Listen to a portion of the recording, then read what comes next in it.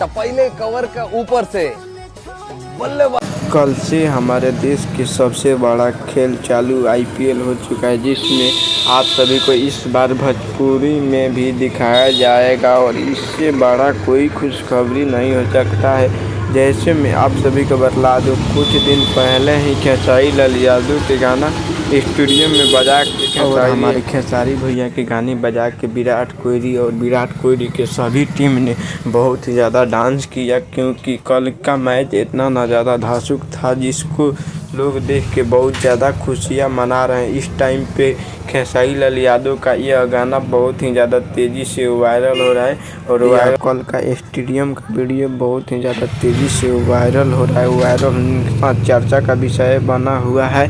ऐसे ही वीडियो देखने के लिए हमारे इस चैनल को सब्सक्राइब कीजिए, लाइक कीजिए, कमेंट कीजिए और शेयर करना ना भूलें। फिर से मिलते हैं किसी नेक्स्ट वीडियो पर नेक्स्ट टॉपिक पर। इस वीडियो को लेकर आप क्या राय कमेंट सेक्शन में ज़रूर बताइएगा।